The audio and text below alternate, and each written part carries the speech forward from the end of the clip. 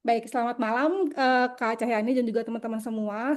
Senang banget kita hari ini bisa ngedatengin Kak Cahyani jauh-jauh dari Korea ya. Jadi thank you banget Kak Cahyani yang udah bersedia buat hadir, buat jadi apa ya, narasumber maybe, tapi sebenarnya kayak buat jadi sumber informasi kita seputar GKS, Global Korea Scholarship, dan juga seputar mungkin nanti juga bakal tanya tentang peluang kerja di Korea, siapa tahu gitu ya. Jadi karena memang kayak Cahaya ini backgroundnya ini ya, sekarang lagi bekerja di Korea, dan kayak Cahaya ini juga udah di Korea kurang lebih 5 tahun.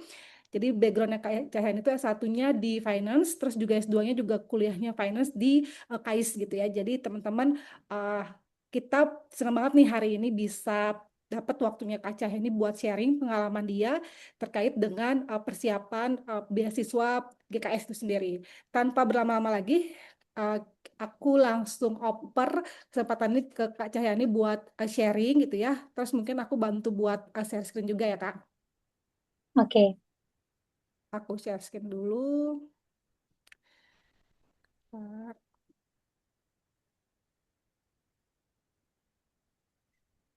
Oke, sebentar ya, aku full screen kan dulu.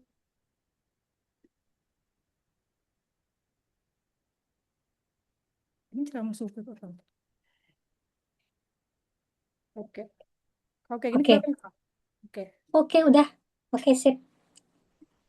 Langsung aja. Terima kasih Kak Ari, Kak Ari untuk waktunya dan kesempatannya. Perkenalkan nama saya Made Cahyani Prastuti. Eh, Pada kesempatan kali ini akan sharing, lebih ke sharing sih, bukan yang berat-berat banget tentang pengalaman saya mendaftar GKS. Jadi langsung saja dari Indonesia to Korea. Awalnya kenapa GKS itu kan eh, dulu tuh zaman 2010 2011-an tuh waktu Indonesia lagi booming-boomingnya K-pop gitu, saya tuh dulu pengen ke Korea gitu, tapi karena dari orang tua dan kondisi itu nggak memungkinkan. Jadi saya dari dulu memang sudah pengen ke Korea gitu, tapi belum kesampaian. Nah, baru kesampaian itu di tahun 2021 gitu. Dan juga menurut saya GKS itu bukan cuma beasiswa, tapi sangat membuka apa ya, dunia baru dan kesempatan baru. Tapi awal-awalnya saya juga apa ya, sempat mempertanyakan diri gitu. Korea itu kan terkenal sangat kompetitif. Saya ini cukup pinter nggak ya? Habis itu kalau saya kuliah di sana, saya bisa bersaing nggak ya? Saya bisa keep up dengan eh, teman-teman yang lain nggak ya? Habis itu saya dari keluarga saya itu saya yang pertama kali ke luar negeri gitu. Nanti saya bisa hidup sendiri nggak ya jauh dari keluarga? Apalagi kan saya perempuan gitu. Terus ini boleh nggak sih saya sebenarnya bermimpi untuk pergi ke luar negeri gitu, dan dengan beasiswa yang tidak merepotkan orang tua saya gitu. Itu sangat apa ya, pergumulan awal-awal sebelum memantapkan diri untuk oke, kita daftar aja gitu. Selanjutnya,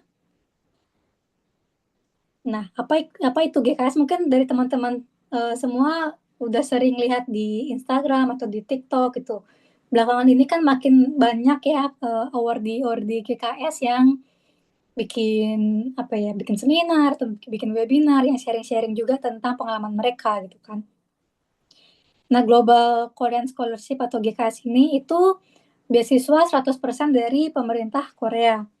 Itu coverage-nya itu ditanggung 100%. Untuk biaya itu tuh ditanggung, kalau zaman aku dulu itu ditanggung kuliah bahasa dan ditanggung kuliah masternya 2 tahun. Itu semua biaya, semua tuition fee, habis itu biaya hidup, biaya pesawat, biaya asuransi, semua itu ditanggung sama GKS. Nah, biaya kuliahnya itu eh, bermacam-macam tuh.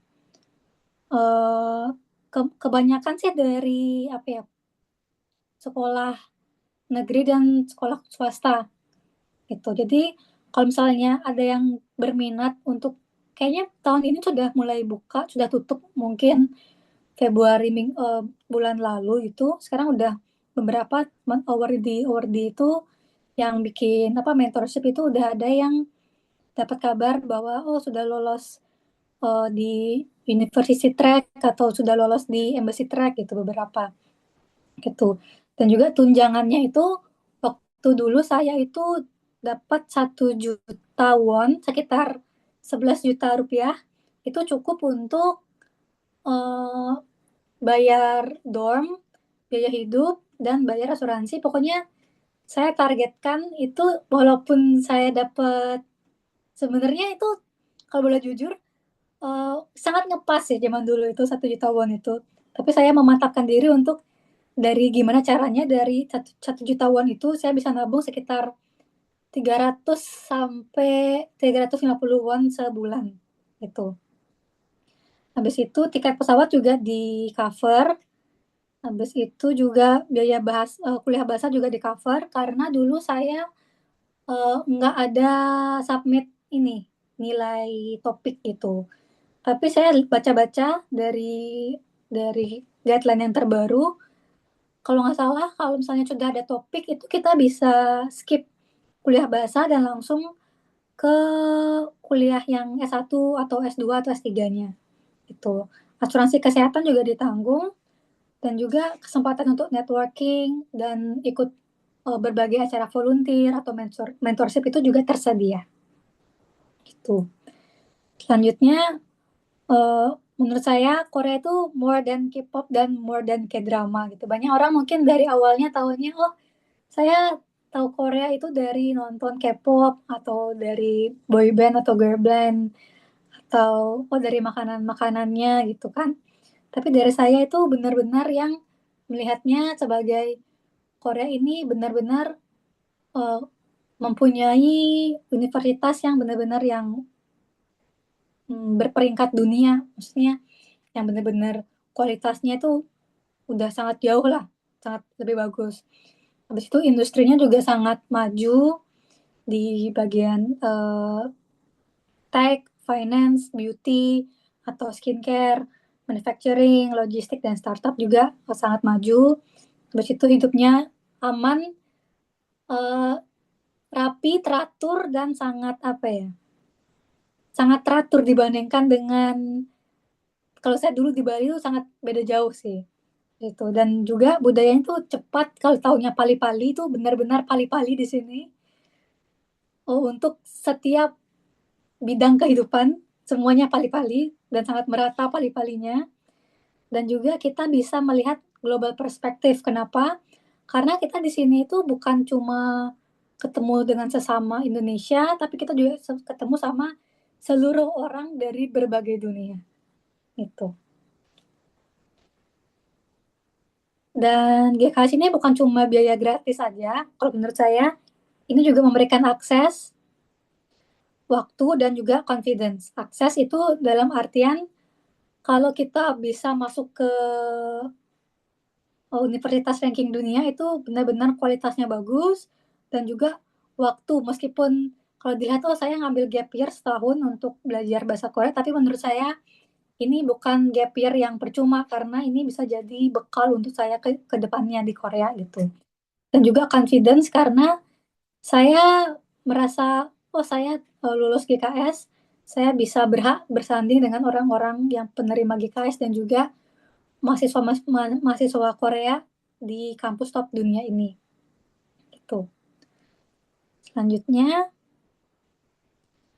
ini uh, mungkin timeline singkat dari perjalanan saya itu berangkat dari Bali yang zaman 10 tahun yang lalu atau 11 tahun yang lalu itu sangat jarang ada yang lulus GKS dan juga apply GKS itu sangat-sangat penuh harapan dan penuh kekhawatiran karena walaupun saya udah dinyatakan lulus itu waktu itu kalau nggak salah waktu COVID itu lagi merebaknya kasus apa ya yang Omikron yang setelah yang lebih parah daripada gelombang sebelumnya.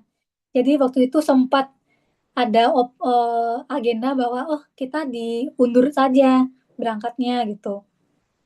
Sempat ada keraguan seperti itu, tapi akhirnya bersyukur bisa berangkat tepat waktu gitu. Dan juga saya sudah melewati 1 tahun program bahasa Korea, dan juga setelah itu saya lanjut di Finance MBA di KAIS. Nah, saya itu Finance MBA-nya itu di KAIS di Seoul, karena KAIS sendiri itu punya 2 kampus untuk masternya. Ada yang di Daejeon atau yang di kampus pusatnya, dan juga ada yang di Seoul, itu ada di Hegi, itu untuk yang finance dan juga AI school.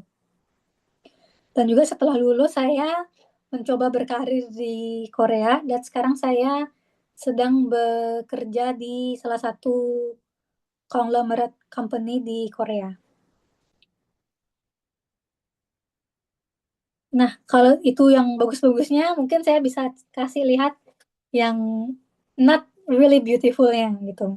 Seperti contoh bahasa Korea, mungkin kalian yang sudah sering nonton K-pop atau K-drama atau variety show itu mungkin sudah banyak terekspos dengan bahasa Korea, tapi uh, hanya mendengar dari media-media dibandingkan dengan hidup beneran di Korea itu sangat berbeda gitu.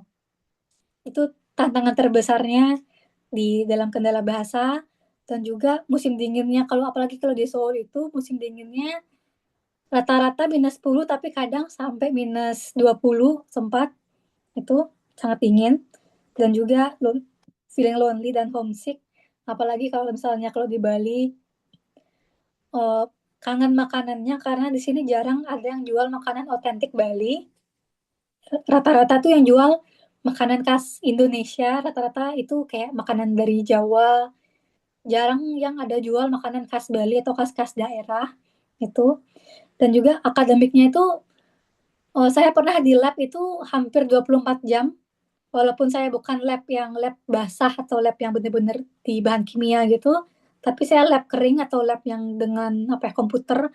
Itu kadang teman-teman saya yang lain itu bahkan beli kasur untuk tidur di lab supaya nggak perlu bolak-balik jauh-jauh, dan juga harus mandiri karena apa-apa sendiri. Dan juga identitas saya kadang suka apa ya, kehilangan identitas itu. Di satu sisi saya orang Indonesia, tapi di satu sisi saya mesti berbaur dengan lokal di sini, tapi saya sadar mau segimanapun saya berusaha, saya akan jadi orang asing gitu. Jadi itu sempat apa ya, identity crisis lah istilahnya. Dan juga apa sih yang membuat saya next Kak, yang membantu saya bertahan di Korea ini gitu. Yang pertama, kalau kita belajar bahasa Korea dengan serius, itu bukan cuma untuk lulus tes saja, tapi untuk apa ya, sehari-hari survival skills-nya di Korea, dan juga untuk kerja. Itu penting banget karena bahasa Korea yang kita pelajari atau yang at least saya pelajari di kuliah bahasa itu sangat berbeda dengan bahasa Korea yang saya pakai di kantor. Untuk bisnis Korea itu sangat berbeda jauh gitu. Dan juga saya menanamkan prinsip tidak usah malu bertanya, karena kalau saya malu bertanya itu mungkin nggak akan bisa bertahan hidup di sini. Itu. Dan juga saya belajar untuk membangun support system. Saya cari teman-teman yang dari Bali, yang dari sesama Indonesia, yang senior-senior Indonesia saya yang dulu. Habis itu dari mentor-mentor juga, dan juga pokoknya dari gabung di kayak volunteer atau di apa ya, ekstrakurikuler gitu. Itu sangat membantu untuk melawan rasa apa ya, apa sih yang depresi dan kesedihan itu. Dan juga ada komunitas Indonesia dan teman-teman internasional itu. Selanjutnya, bagi yang tertarik untuk GKS, ayo kita siapkan dari sekarang. Misalkan mulai, kalau yang masih kuliah mulai dibagusin nilai akademiknya GPA itu bahasa apa ya? Apa ya bahasa Indonesia IPK, ya GPA IPK, apa ya? IPK, Pokoknya GPA lah. IPK, IPK, IPK. IPK ya, IPK, IPK. Kena angin Korea tiba-tiba Cahaya lupa IPK, IPK, IPK. GPA IPK-nya itu habis itu kemampuan bahasa Inggrisnya misal TOEFL atau IELTS. Dulu saya daftarnya pakai TOEFL karena dari KAIS-nya minta TOEFL. Itu kalau di KAIS kalau nggak salah zaman saya itu mintanya 6,5 overall. Itu. Setelah itu kemampuan bahasa Korea kalau ada, tapi kalau nggak ada juga nggak apa-apa. Habis itu recommendation letter. Recommendation letter ini saya dulu minta dari profesor saya yang di kampus dan juga dari bos saya di kantor.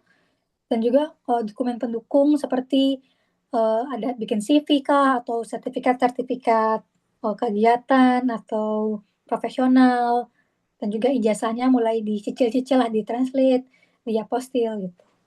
Dan juga mulai bikin apa ya, storytelling, eh, cerita apa sih yang mau saya jual kepada pemberi beasiswa ini gitu. Misalkan personal statement yang kuat, habis itu punya studi plan yang jelas, dan juga dikumpulin pengalaman-pengalaman volunteernya, kalau ada project atau leadership uh, apa ya, leadership training gitu boleh.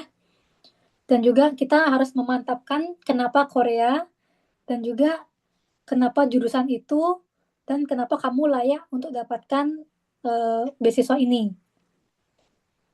Dan juga kontribusi apa yang ingin dibawa setelah kamu lulus, mau itu kontribusi balik ke Indonesia ataupun kontribusi untuk di Korea itu sendiri. Gitu. Selanjutnya, mungkin sedikit tips dari saya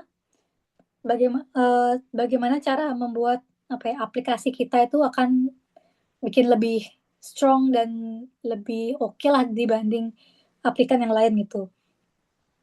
Ini mungkin kayak basic standar aplikasi lah. Misalnya kita harus cerita saya dulunya past, present, future. Kita in the past atau yang di masa lalu kita sudah apa saja pengalaman yang sudah kita punya, dan di masa sekarang kita atau kalian itu sedang melakukan apa, dan di masa depan kamu pengen melakukan apa gitu. Secara garis besarnya lah seperti ini. Misalnya kalau di chapter masa lalu atau in the past, itu misalnya datang dari keluarga seperti apa atau asal daerahnya, habis itu momen titik baliknya atau kegagalan-kegagalan atau lesson learn yang kamu bisa pakai untuk kamu pakai di personal statement gitu. Dan juga kalau untuk presentnya kamu bisa bilang misalnya, oh kamu lagi belajar bahasa Korea atau belajar bahasa Inggris, atau kamu lagi bikin project tentang sesuatu yang relate dengan skill kamu gitu. Dan juga misalnya pengalaman organisasi, riset ataupun magang. Dan juga untuk future-nya kamu ingin kontribusi apa untuk Indonesia ataupun untuk Korea, dan juga bidang keahlian apa yang ingin kamu kembangkan ke depannya, dan juga untuk komunitas kamu gitu. Selanjutnya, oh, kata orang kan mimpi itu apa ya? Mimpi itu harus yang besar gitu. Makanya kalau dari saya, mimpi saya itu nggak harus datang dari background yang perfect. Saya juga bukan datang dari keluarga yang kaya raya, bukan anak sultan. Habis itu saya juga tidak bersekolah di international school, dan juga eh, nggak selamanya jalan itu mulus, dan juga kita nggak perlu tahu semua jawaban itu sekarang. Tapi yang kita perlu tahu itu kita serius dengan mimpi ini, dengan tujuan ini, dan juga kita konsisten melakukannya, berani coba, berani belajar, dan nggak mudah menyerah. Gitu. Selanjutnya, eh, kalau bisa dibilang GKS itu benar-benar merubah hidup saya sih, dari yang awalnya nggak pernah belajar apa ya dalam bahasa Korea, tiba-tiba harus belajar bahasa Korea. yang sebelum-sebelumnya cuma tinggal tinggal sama orang tua, tiba-tiba harus masak sendiri, tiba-tiba harus melakukan segalanya sendiri, benar-benar hidup mandiri.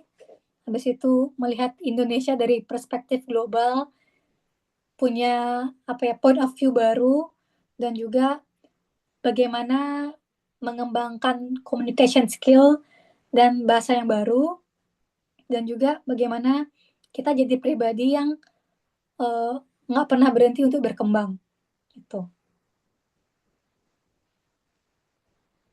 Dan juga untuk kalian yang ingin mencoba, nggak harus GKS, bisa aja LPDP atau Chevening atau Australian Award atau Fulbright atau beasiswa yang lain.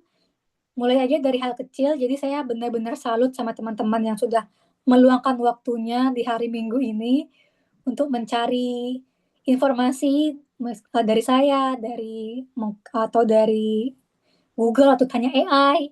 Itu benar-benar salut dengan usahanya. Dan juga ayo kita mulai perbaiki nilai dan bahasa, misalnya belajar pakai AI apps, atau dari ikut les, atau dari tutoring atau apapun lah itu. Dan juga latihan menulis esai. Habis itu mungkin tambahannya bisa memanfaatkan AI juga untuk memperbagus esai untuk personal statement atau study plan-nya gitu. Terus itu ikut kegiatan yang bisa mendukung tujuan ke depannya, bukan cuma untuk di CV, atau bukan cuma untuk title doang, tapi benar-benar diambil pengalamannya. Dan juga harus belajar memulai cerita untuk hidupmu sendiri. Misalnya, uh, kalaupun kalian nggak lulus, kalian sudah pernah mencoba, sudah pernah tahu gimana rasanya, itu bisa jadi bekal untuk aplikasi beasiswa yang lain ke depannya gitu. Nah, terakhir dari saya, apapun mimpi kalian, itu semua mimpi itu valid, dan juga tidak ada mimpi yang terlalu besar gitu. Kan katanya mimpilah setinggi langit, kalaupun kamu tidak bisa mencapainya, kamu akan jatuh di bintang-bintang gitu kan. Gitu. Maka dari itu, mulailah dari satu langkah kecil, misalnya cari informasi, ikut seminar-seminar seperti ini misalnya, siapkan diri, habis itu harus benar-benar berani mencoba. Itu benar-benar satu langkah besar banget menurut saya. Dan juga terakhir dari saya dulu juga hanya orang Bali dari daerah itu, dengan informasi yang terbatas, tapi dari satu langkah kecil menuju langkah kecil selanjutnya, yang akhirnya membawa saya lulus ke Korea dan mendapatkan beasiswa GKS ini. Itu, terima kasih. Mungkin kalau ada pertanyaan langsung aja. Iya, baik. Makasih banget, Cahyani. Keren banget. Ini udah ada pertanyaan, udah ada yang raise hand sebentar. Dari Raka Surya. Silakan Raka Surya kalau mau open kamera akan lebih bagus. Atau misal langsung aja open mic, silakan. Eh, halo Kak, Halo, namanya siapa Pak? apakah Namanya Halo, suara saya terdengar? kedengeran. Raka, Oke, silakan halo Raka. Raka. saya mau bertanya Kak, kan kalau untuk GKS yang S2 itu kan harus kita apply proposal untuk profesornya kan. Nah, setelah itu saya bingung untuk dapat kontak profesornya di Korea gitu Kak sebenarnya. Oke. Nah, kalau untuk Kak Madi dulu itu gimana Kak? Untuk tahu kontak profesornya di Korea. Terus yang kedua, berarti kan itu kalau GKS research ya Kak. Berarti kalau kelasnya itu apakah semi research research atau di coursework itu Kak digabung itu atau research semua gitu kelasnya. Terima kasih Kak. Oke. Pertanyaannya dari Raka itu, yang pertama, gimana cara dapat kontak profesor ataupun dari supervisor.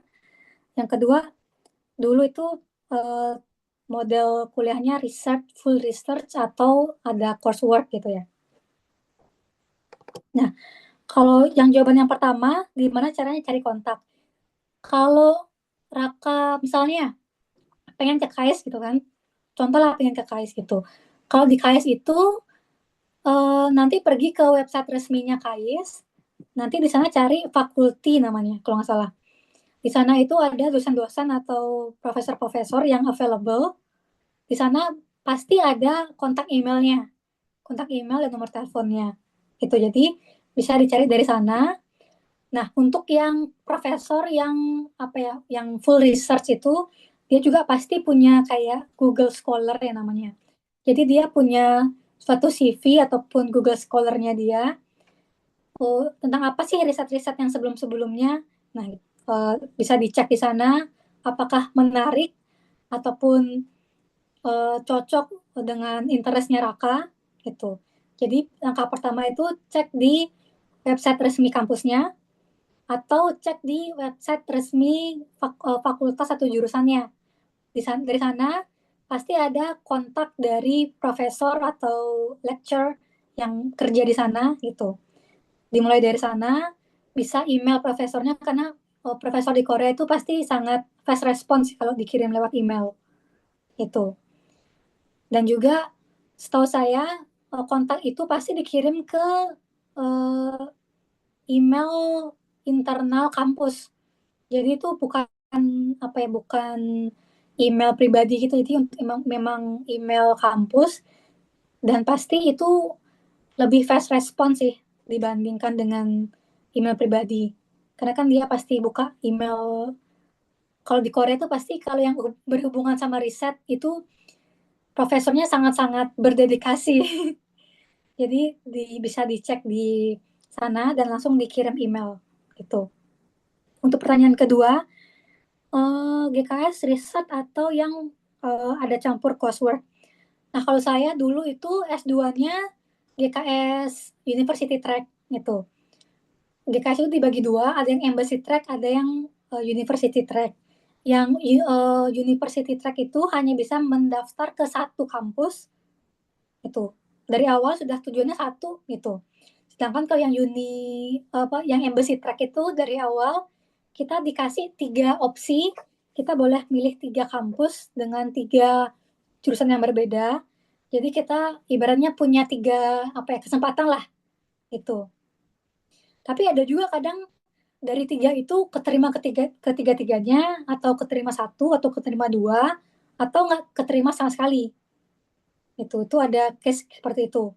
Kalau yang University Track ini cuma daftar satu dari awal, uh, uh, probability-nya itu antara lulus atau tidak lulus itu. Dan untuk pertanyaannya riset atau tidak, setahu saya yang baru-baru ini itu dibagi lagi, ada yang jalur riset itu beda sendiri kuotanya, yang embassy track itu beda sendiri kuotanya, hasil yang unit track itu beda sendiri kuotanya itu. Jadi harus benar-benar apa ya, strateginya itu harus benar-benar dipikirin gitu. Kalau misalnya kalau saya dulu itu tidak fokus ke riset sih, tapi saya perlu bikin riset untuk ibaratnya kayak tesis ya untuk lulus S2 gitu. Bikin tesis itu risetnya terakhir. Sisanya dengerin kelas, case study sama project tuh. Kalau teman saya yang di R&D yang khusus bener-bener riset dari awal, itu mereka dari awal riset aja sama profesornya itu. Dari awal riset mungkin cuma 1-2 kali dengerin kelas yang bener-bener kayak apa ya, kayak buat ngisi-ngisi, bukan ngisi waktu sih, kayak ngisi SKS. Paling itu bisa diambil 1 semester habis, sisanya itu sampai lulus bakalan di lab terus dan bakalan ngisi riset gitu. Oke. Oke, Kak. Terima Raka ada kasih. pertanyaan lagi nggak? Follow up question nggak ada nggak? Ini Raka Oh, juga nanya, Kak. sebenarnya ini sih, aku Hmm. mau nanya yang berarti harus di ACC dulu dong, apa research kita di dosennya, baru kita kayak apa untuk keterima GKS-nya kayak gitu. Tergantung, tergantung.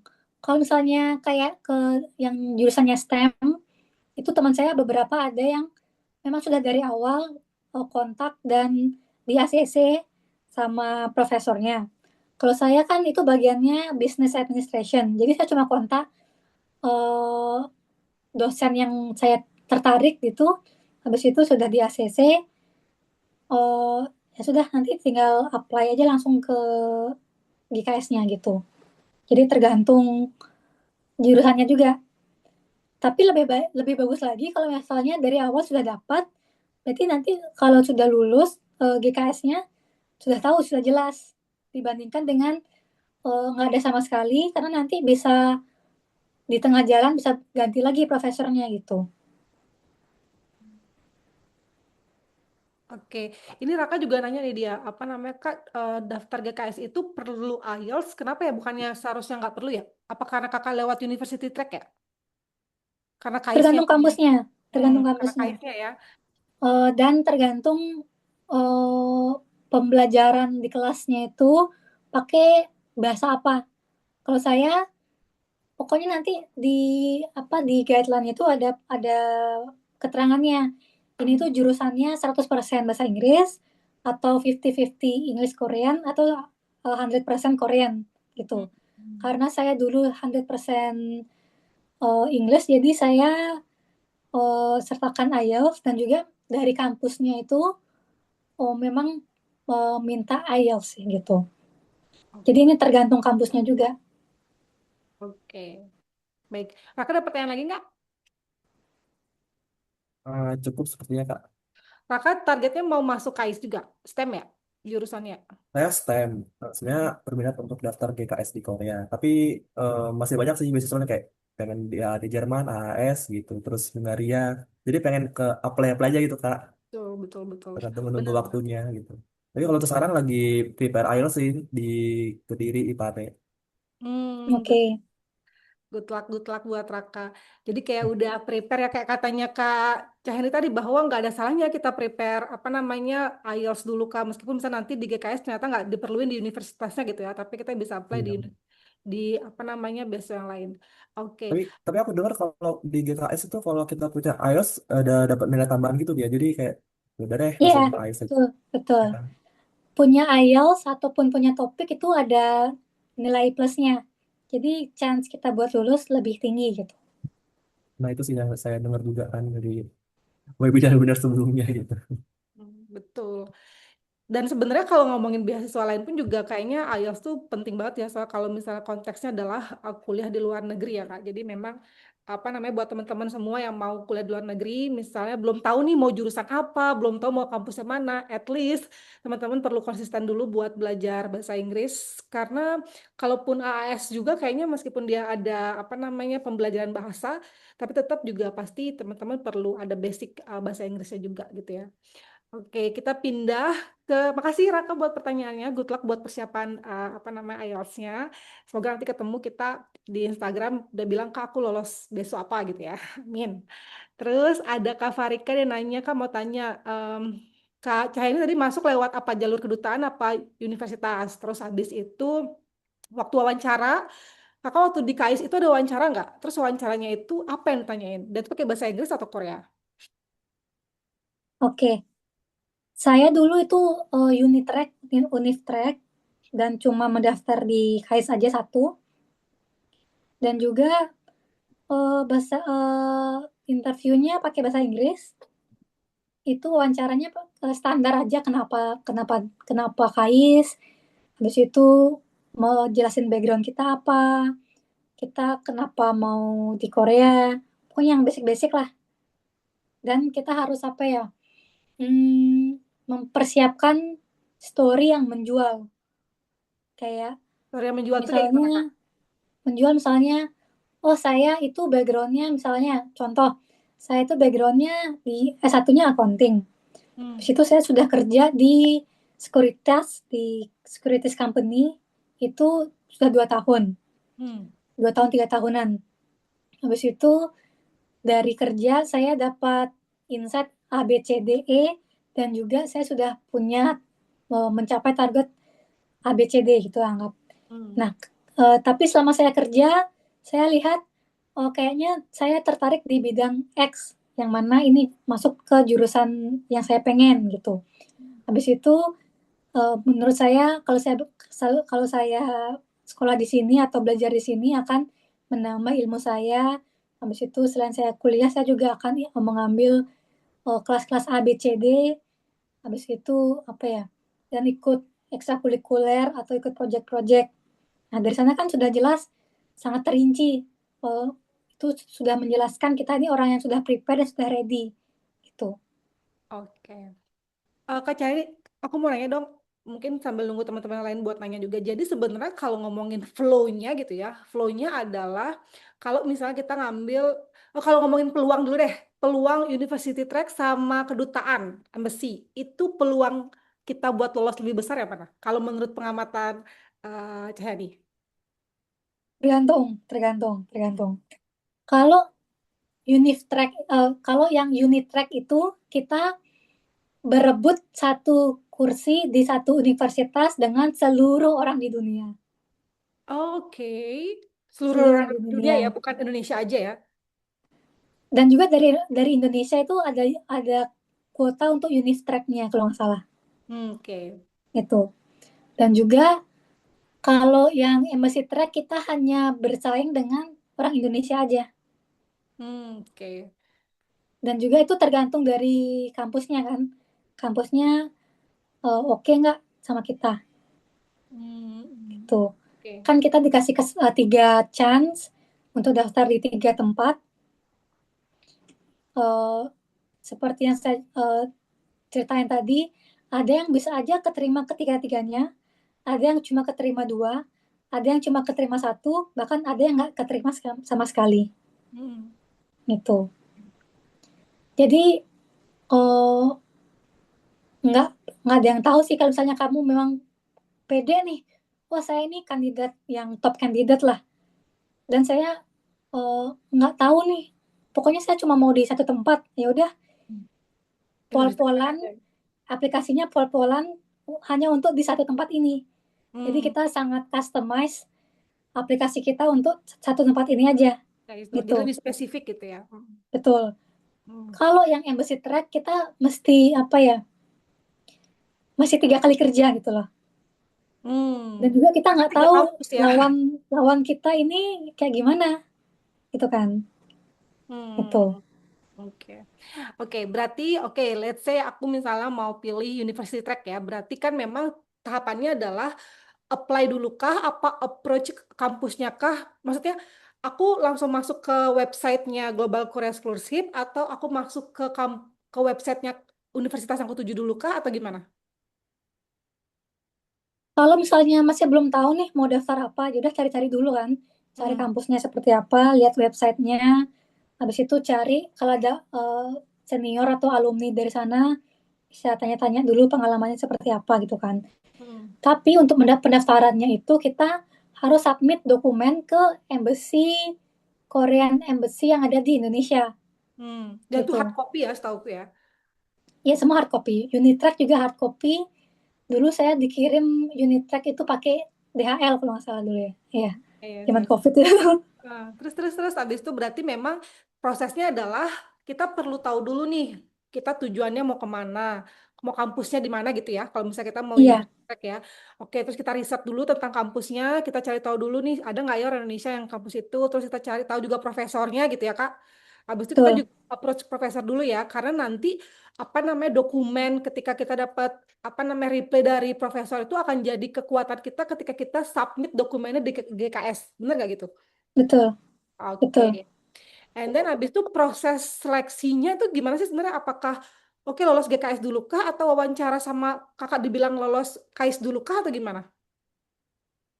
Kalau aku dulu itu kan lulus dokumen. Oke, lulus dokumen baru Dari GKS. langsung ke lolos GKS, dokumen screen yang lolos, Hmm. baru ke interview. Interview Interview dari lolos GKS baru atau ke KAIS-nya? eh, ke KAIS-nya. Kan Oke. aku dulu unit track. Hmm. Jadi lulus dokumen Langsung ke dulu, kakak. dari dokumen baru dialihkan ke interview ke univ ke KAIS-nya, Hmm. dari univ KAIS-nya baru ke NIID itu yang punya yang apa agensi lembaga yang pemberi GKS, Hmm. lolos dari sana baru lolos yang final beneran. setelah lolos final beneran baru ke medical check up dan lain-lain. Oh. Kalau yang embassy track kalau nggak salah dia interview dulu dari awal, interview di embassy dulu, baru nanti dia itu dapat info setelahnya lolos ke kampusnya gitu. Gitu. Habis itu nanti di kampusnya wawancara lagi berarti di embassy track. Apa coba sama di embassy aja? Kurang tahu ya kalau yang embassy track, tapi kayaknya kalau teman-teman berdasarkan cerita teman saya dulu itu cuma di embassy aja satu. Setelah itu dapat email dari kampusnya gitu.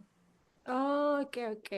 Karena sistemnya gini ya, yang berbikin berbeda tuh adalah kalau di University Track itu universitas punya karena pakai kuotanya universitas untuk mahasiswa internasional di seluruh dunia gitu ya. Jadi universitas ikut nyaring gitu ya, Kak. Tapi kalau Betul, embassy, kita saingannya tuh di Embassy Indonesia dulu gitu. Yang which is betul, sebenarnya teman-teman orang Indonesia juga sangat udah bagus banget nih kualitasnya gitu ya saingan kita. Jadi emang akhirnya nanti wawancara awalnya tuh sama teman-teman di embassy yang di sini gitu ya, yang di Jakarta berarti ya. betul, betul. Oke oke. Tapi untuk syarat atau apanya kita bisa cek di website Global Course Scholarship ya Kak. Di Study in Korea itu Oke. websitenya GKS yang resmi dan juga eh, guideline untuk GKS tiap tahun itu pasti akan diupload eh, terbaru gitu. Misalnya untuk yang 2026 itu misalnya diupload guideline-nya berarti itu sudah dibuka artinya Hmm. itu. Hmm. Nah, ini ada pertanyaan juga dari Wulan. Jadi backgroundnya S1-nya itu sastra Inggris. Tapi sekitar 3 tahun terakhir ini kerjanya di copywriting dan kreatif. Terus mau tanya, kalau misalnya mau lanjut S2 itu lebih baik ambil jurusan yang masih linear sama S1 atau justru yang lebih relate aja sama pengalaman kerja atau karir pathnya yang lagi dijalanin. Pertama kalau buat GKS ya gitu. Nah, ini mungkin Oke, nggak tahu nih perspektif GKS menurut kakak gimana? kalau dari aku pertanyaan dulu nih untuk Wulan. Maunya ke depannya mau jadi apa? Oke, coba Tujuannya Wulan. mau apa gitu? Mungkin Wulan bisa open mic nggak?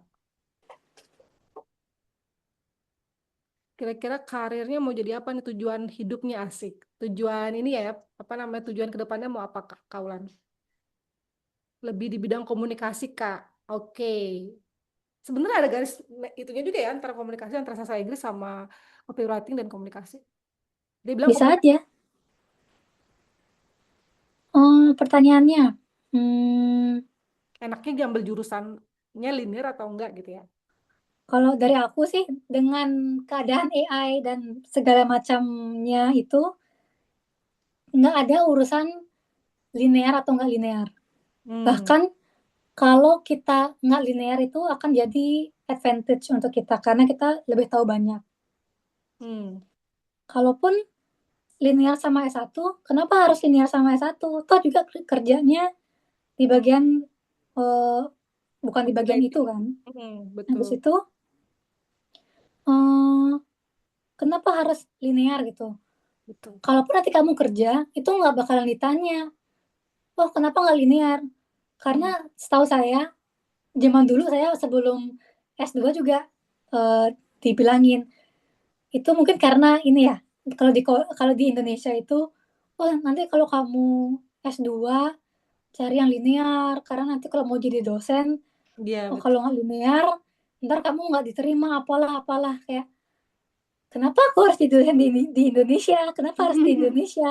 Hmm. Kenapa nggak global gitu? Kenapa harus menyempitkan piring kita hanya untuk Indonesia?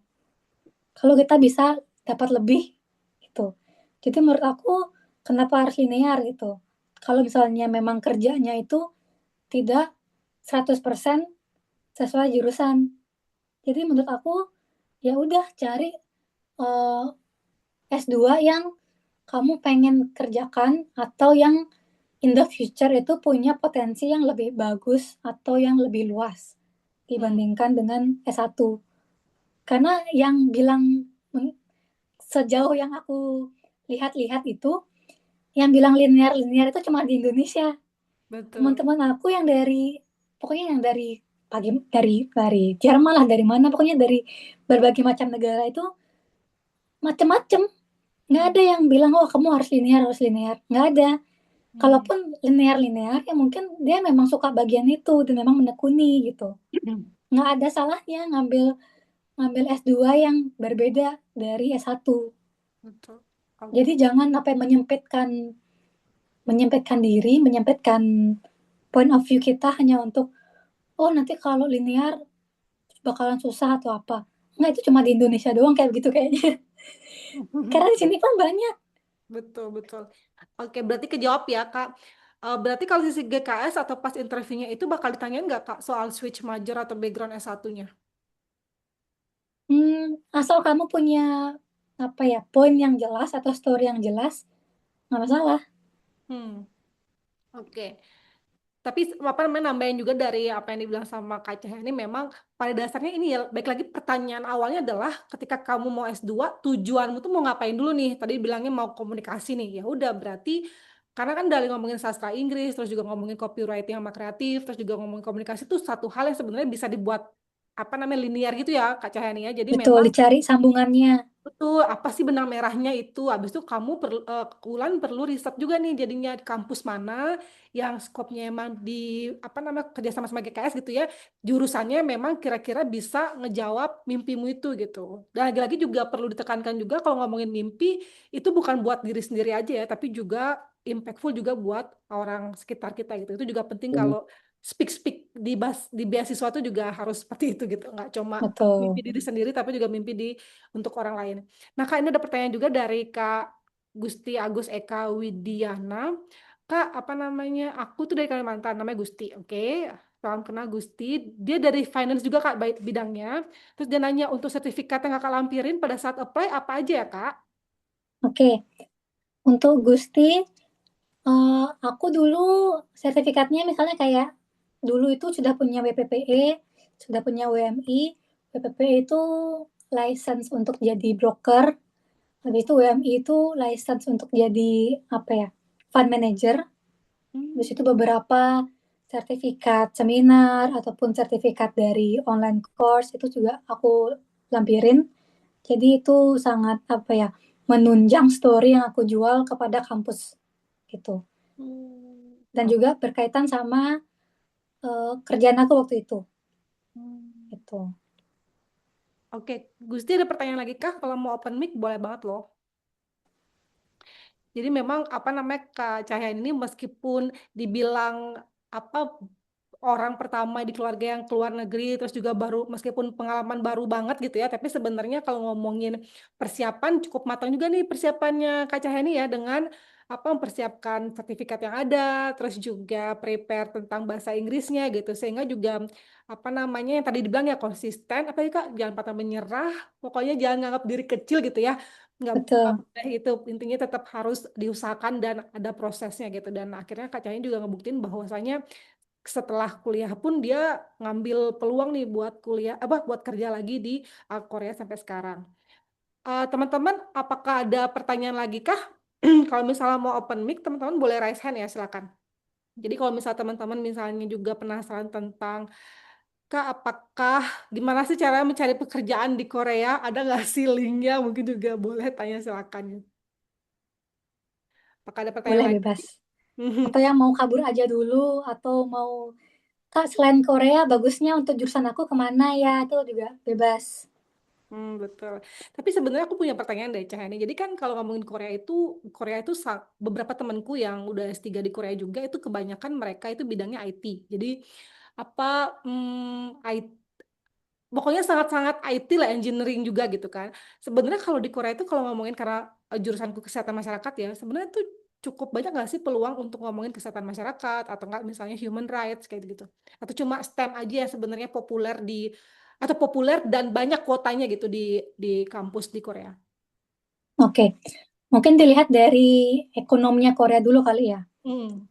Ekonominya Korea itu kan ditunjang oleh majoritinya ya IT, engineering, habis Hmm. itu pokoknya kayak semiconductor itu, memori, pokoknya yang bagian-bagian advance Hmm. teknik yang STEM gitu. Hmm. Karena memang ekonominya dia ditunjang oleh hal-hal itu. Hmm. Makanya orang-orang yang sekolah atau punya skill di bagian itu, peluangnya lebih banyak Hmm. gitu. Kalaupun eh, dari orang asing, orang Koreanya sendiri pun kan tahu sendiri, oh makin populasinya makin menurun. Habis Hmm. itu anak-anaknya, anak yang muda-muda itu mereka bahkan rela ganti ganti apa ya, banting setir bener-bener yang jauh dari apa S1-nya apa, S2-nya apa, cuma demi dapat kerja yang gajinya oke kayak gitu. Jadi bener-bener mereka nggak masalah ngambil gap year atau ngambil kuliah lagi atau segala macam untuk dapat pekerjaan yang oke gitu. Hmm. Jadi dari pertanyaan itu terjawab, memang ekonominya Korea itu di apa ya, majority ditunjang oleh IT, STEM, engineering seperti itu. Habis itu selain itu kayak bio, kesehatan tuh juga oke karena apa? Kalau di Korea ini memang sistem kesehatannya itu sangat-sangat oke banget Hmm. dibandingkan even orang US atau orang Kanada pun itu sangat jauh apa ya, lebih merata di Korea. Kenapa? Hmm. Misalkan anggaplah kita compare sama Indonesia lah gitu. Kalau di Korea itu kita bisa datang, misalkan kita anggaplah punya BPJS gitu, punya asuransi. Kita bisa datang langsung ke spesialis tanpa pakai surat rujukan. Hmm. Jadi kita nggak harus ke puskesmas dulu, ambil rujukan, baru kita bisa ke vaskes unit kedua atau ketiga yang lebih advance gitu. Kita bisa langsung pergi ke klinik manapun yang dekat rumah ataupun yang memang top untuk bagian penyakit itu, kita bisa langsung ke sana tanpa harus ngambil rujukan ataupun harus melalui pihak-pihak lain gitu. Hmm. Jadi kalau menurut aku untuk yang kesehatan masyarakat Korea benar-benar maju banget sih. Kalau misalnya memang Kak Ari pengen, oh aku pengen belajar di sini untuk diterapkan di Indonesia, itu Hmm. ilmunya akan sangat berguna banget. Dan Hmm. kalau dari aku lihat-lihat, Indonesia itu sistemnya, secara sistem dan konsep, itu sudah mirip-mirip Korea. Tapi Hmm. memang secara politik atau secara bagian birokrasi itu memang agak susah ya untuk merubahnya. Betul, betul. Itu. Hmm. Tapi secara konsep itu oke banget sih. Kalau Hmm. misalnya belajar dan pengen diterapkan di Indonesia. Hmm. Itu. Oke, oke, oke. Thank you, Kak Chani. Oke deh, eh, aku masih buka lagi buat teman-teman. Mungkin 15 menit terakhir kali ya, kita akan berakhir karena di Korea juga udah jam 9 ya, Kak? Jam 9 nggak sih? Iya. Ya, jam 9 ya. Oke, silakan ke Mari. Halo Mari. Kak Cahyani, Kak Ari, Halo. Ya. makasih banyak sudah mengadakan sesi ini. Saya minta maaf sih Kak kalau misalkan tadi kelewat ya, kalau yang saya tanyakan udah sempat kebahas gitu. Cuma pengen nanya sih, ada nggak ya culture shock yang Kak Cahyani alami gitu selama di Korea Kak? Thank you Kak. Oke. Ini banyak banget sih culture shocknya. Apalagi Misalkan pertama kali ke luar negeri langsung Korea, Kak? Atau sebelumnya udah pernah ke luar negeri juga? ke luar negeri pernah tapi cuma liburan dan itu kayak ikut tour and Bareng-bareng travel ya. itu. Ya, betul. Jadi Terus? udah ada leadernya nih, tinggal ikutin doang gitu. Kalau yang benar-benar sendiri itu baru Korea ini. Hmm. Culture shocknya misal pakai transportasi umum. Dan itu kalau di Bali kan nggak ada ya. Maksudnya aku dulu memang pakai bus Sarabagita waktu kuliah. Cuman nggak yang se advance yang harus ganti-ganti lah. Transfer dari bus ke kereta, habis itu ke bus lagi, kemana lagi gitu kan. Dan juga itu pengumumannya pakai bahasa Korea. Itu Oke. bener-bener, ini udah sampai mana ya? Nggak Hmm. tahu. Hmm. Itu tuh Oke, bener-bener oke, kayak, oke.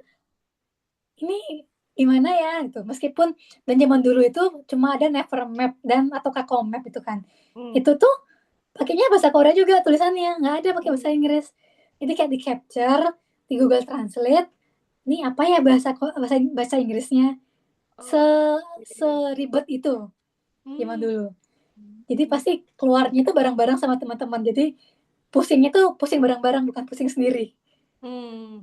Waktu itu kalau Itu boleh tahu Cah ini sama ada satu angkatannya orang Indonesia juga nggak yang kuliah di finance di KAIS? sendiri. Hmm. Sendiri Tapi orang kalau asing, Kaisnya ya ada dari Indonesia. size-nya cuma berdua yang GKS, sisanya orang Korea semua. Itu Wow. di jurusan aku.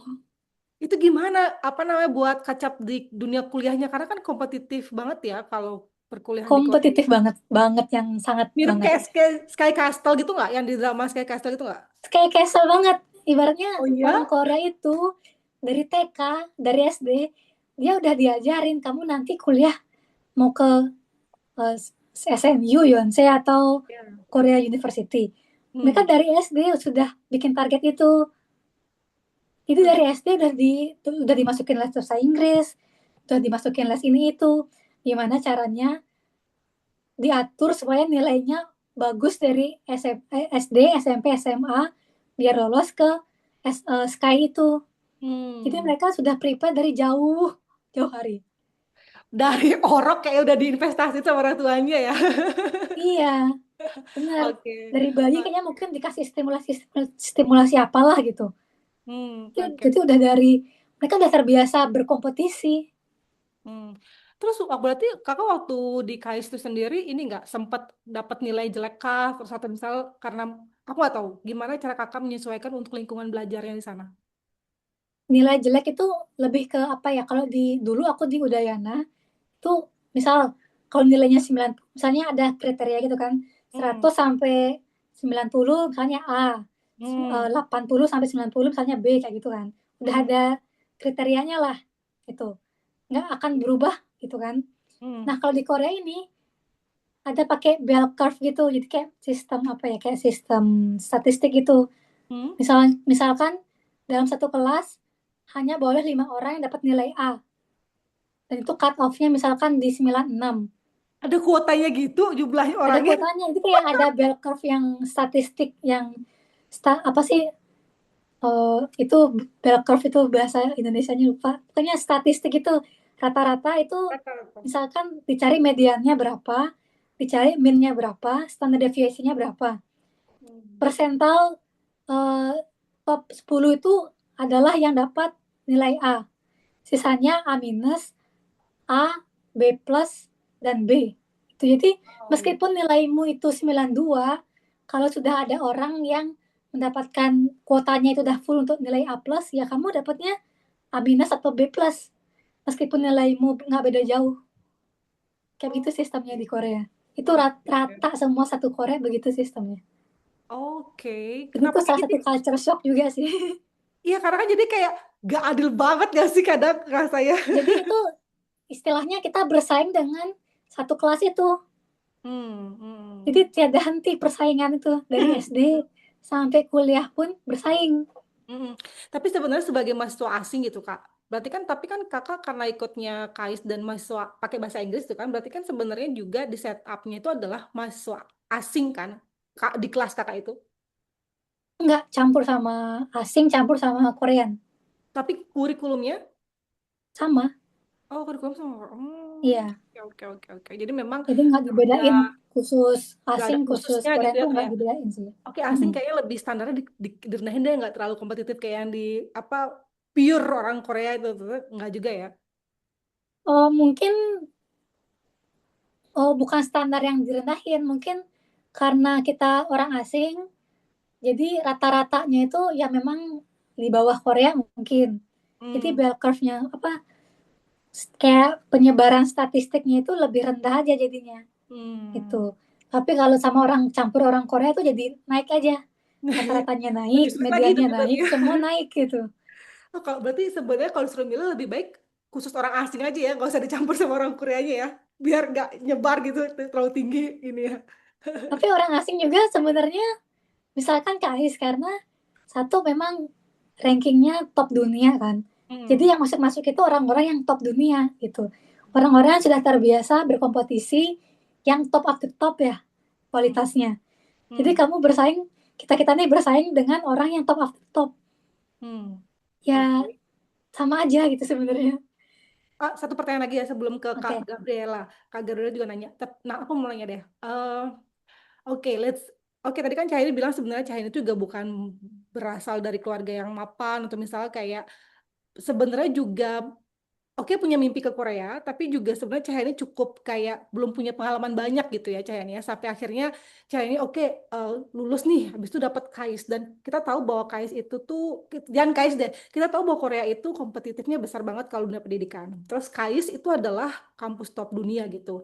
Gimana apa yang menyelamatkan? Aduh, apa yang menyelamatkan atau apa yang menjadi hal positif yang kamu punya gitu ya sampai akhirnya kamu tuh bisa lulus tepat waktu di KAIS terus juga nggak jadi orang yang karena kan kadang kalau misalnya kita udah di perantauan terus juga kita meskipun kita pinter ya tapi kita di rantauan terus kita juga culture shock itu pasti untuk bisa dapat nilai rata-rata atau misalnya di atas tuh pasti sulit gitu kan sulit banget bahkan pasti bikin kita bakal di bawah banget dan buat kita drop terus juga makin nggak bisa lanjut nih apa yang dulu tuh yang ngebuat kamu tuh akhirnya kayak bisa lanjut gitu bisa nih gitu apa yang membuat Cahyani kuat atau kekuatan kamu waktu itu atau apa sih gitu? Kekuatan aku satu, eh, memang kayaknya aku dari dulu itu eh, orangnya memang nggak suka punya nilai yang jelek gitu. Jadi harus Hmm. gimana caranya nih nilainya harus bagus gitu. Hmm. Habis itu eh, punya teman-teman yang mendukung, punya Hmm. teman-teman yang mungkin quote unquote yang sama-sama ambis. Jadi Hmm. saling mengambiskan satu Oh, sama lain gitu. setuju, setuju. Oke, boleh lagi. Oke. Gitu. Nah, lagi, bentar. Berarti kamu memang mengakui bahwa aku tuh tipe orang yang memang berusaha banget Kak buat bisa dapat nilai yang bagus. Nah, waktu itu upaya yang paling ekstrim yang pernah kamu lakuin untuk bisa ngejar nilai yang sesuai ekspektasimu tuh kayak gimana? Dengan culture di Korea? Di lab 24 jam Belajar kah? banget. Habis itu tanya ke senior kalau dia Hmm. punya soal tahun lalu. Sama ya kayak di Indonesia, aku juga di kampus di apa namanya di UI juga Gitu kayak gitu. karena Ada nggak? karena apa ya? Dosen-dosen di sini tuh juga kadang jarang, bukan jarang sih, kayak beberapa kadang ada yang ya udah di recycle aja soal-soalnya. Kalau Hmm, dia memang mager aja diganti soalnya tuh beberapa ada yang sama gitu. oke oke. Tapi kadang ada yang bener-bener bikin baru dari awal. Nah, Hmm, itu yang bener-bener bikin apa ya ini gitu. oke oke. Gitu. Baik. Kita lanjut ya ke pertanyaan Kak Gabriela. Kak, aku mau tanya tentang jurusan atau konsentrasi green financing atau mungkin sustainability community finance di Korea. Itu sempat dibahas saat Kakak ambil MBA di KAIS atau tidak? Aku ada ngambil green financing, habis itu ada green, pokoknya green green finance dan juga green energy. Nah, aku dulu itu project pas green financing atau green energy gitu. Itu tentang just yang JETP, just apa ya kepanjangannya, pokoknya just transition apa gitu. Tentang CCUS dan CCU di Indonesia. Nah, jadi aku ngambil studi tentang itu, akhirnya dapat nilai A+. Yeay, karena Mantap. dari situ juga aku belajar ternyata Indonesia ini green financing itu sangat potensial sekali. Hmm, Itu oke oke. Oke deh. ada Ini banget sih kalau di KAIS. Dan dia juga ada, kalau nggak salah, ada program khusus green policy gitu dulu. Nggak tahu deh sekarang masih ada atau nggak jurusan itu. oke. Ini ada yang raise hand dari Surya. Surya mau open mic kah? Boleh Kak. Terima kasih Kak Ari Oke. sama Kak Yani Cahyan. atas opportunity-nya. Aku mau nanya Kak, untuk awardee dari GKS ini ada ciri khasnya nggak sih kan kalau aku lihat-lihat di website itu kalau AWAS, Shewing dan Fulbright itu ada misalnya buat policy maker, buat entrepreneur atau buat yang seperti itulah kurang lebih apakah di GKS itu ada. Jadi balik lagi penyesuaian kita ke kampus yang kita apply kayak gitu. Terus kalau aku sorry kalau tanya ini udah kelewat atau udah dijelasin tadi salah aku sambil di jalan. Kakak nyusun timeline buat prepare scholarship ini berapa lama sih Kak kalau bisa bikin timeline gitu? Apakah 6 bulan atau 1 tahun atau ada step-stepnya gitu? Aku kayak 1 tahun lagi mau daftar beasiswa nih, jadi aku di trimon pertama tuh mau bahasa dulu nanti kuarter berikutnya apa atau nyiapin sertifikat atau lain. Itu aja sih dari aku. Thank you. Oke, tanyanya aku ulang ya. Satu, apa ada ciri khasnya award di GKS ini dibanding dengan award di scholarship yang lain? Yang kedua, timelinenya itu harusnya cocoknya atau bagusnya seberapa ya gitu ya. Untuk pertanyaan pertama, ciri khasnya, nggak ada ciri khas yang unik sih dari GKS ini. Mungkin lebih ke apa ya, bagi yang ikut kelas bahasa Korea atau ya kelas bahasa Korea setahun itu, mungkin bahasa Koreanya mereka lebih bagus gitu. Tapi kalau dibandingkan dengan AAS atau yang lain, kayaknya sama-sama aja sih gitu. Dan juga tergantung dari eh, apa ya, jalur yang diambil. Apakah jalur yang memang coursework aja atau yang research based, itu bedanya. Itu sih. Mungkin bisa menjawab yang itu. Dan juga yang kedua, timelinenya. Kalau aku lihat dari pengalaman aku dan dari teman-teman aku, mungkin yang paling lama itu ngumpulin sertifikat bahasa. Karena memang nggak tahu ya, maksudnya kan kita nggak tahu hasil tes IELTS atau tes TOEFL kita sesuai yang kita targetkan. Misalkan kita target IELTS misalnya 8 overall gitu. Tapi ada satu section yang misalnya di bawah dari kriteria kampus yang kita mau. Jadi kita harus ulang lagi gitu kan.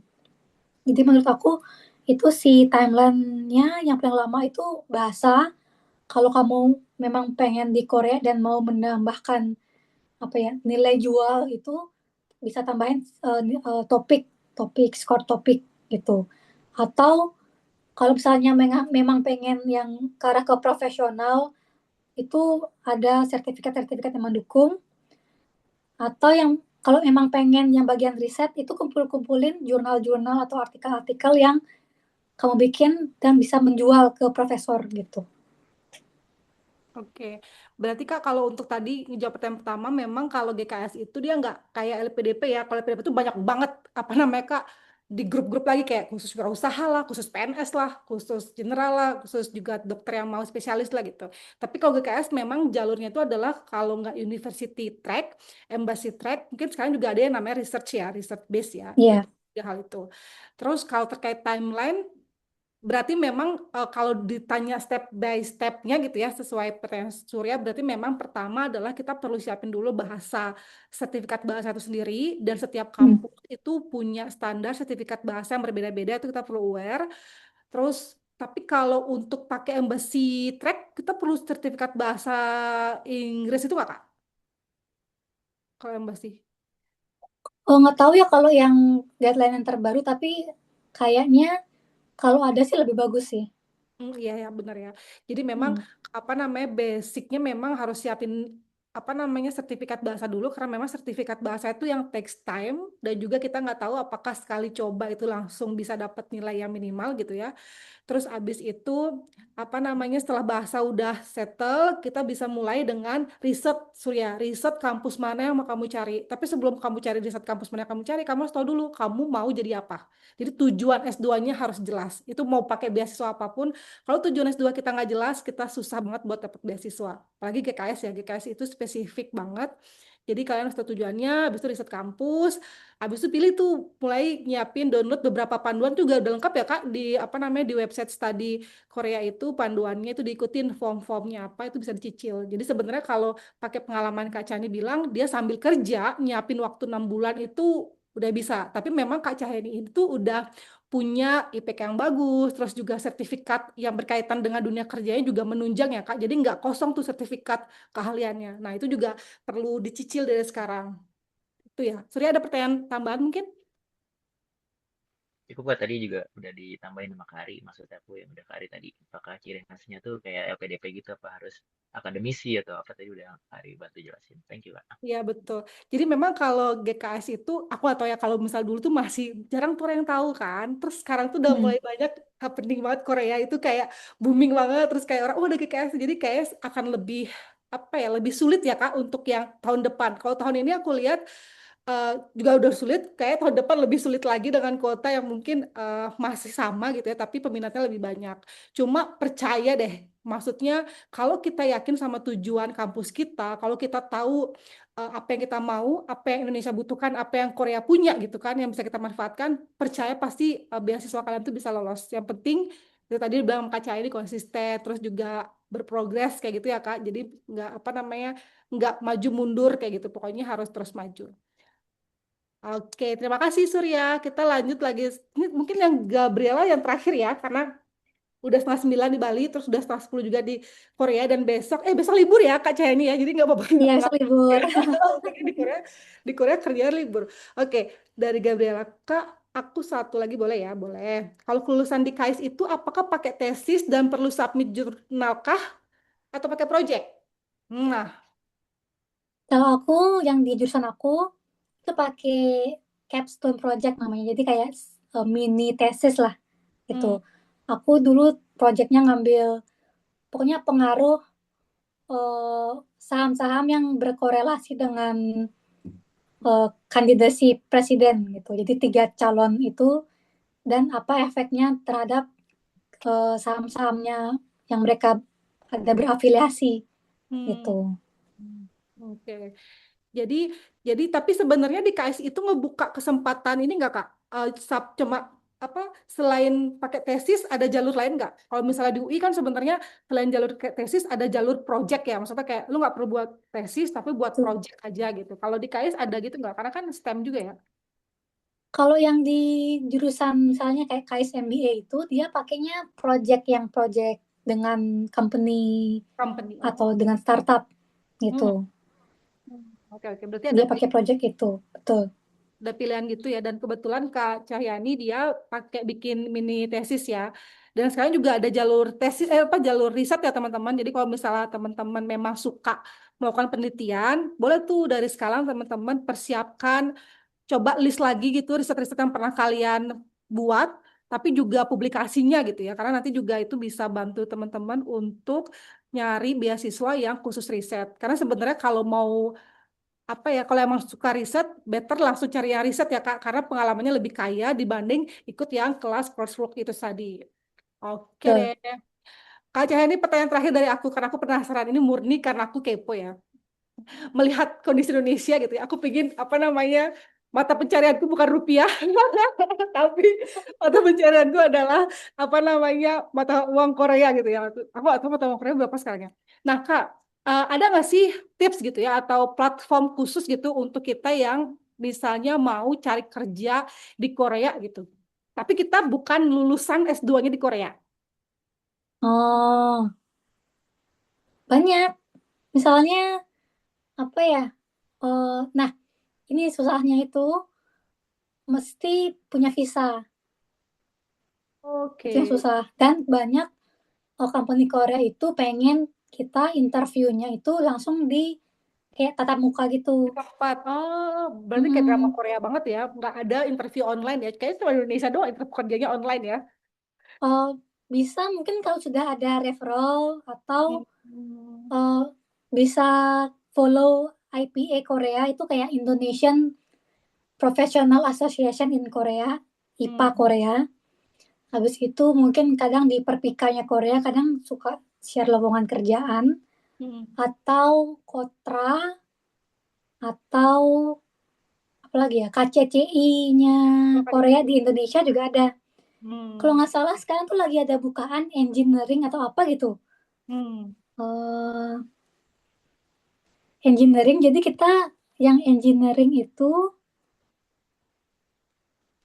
yang jurusan engineering atau yang jurusannya engineering itu eh, bisa dikirim ke Korea untuk bekerja. Hmm. Jadi scoutingnya itu di Indonesia, nanti kalau sudah lulus baru dikirim ke Korea Ya. gitu. Hmm. Oke, oke. Jadi memang apa namanya, sebenarnya peluang kerja buat di Korea itu terbuka lebar ya. Apalagi kalau misalnya kita di jurusan STEM tadi ya Kak.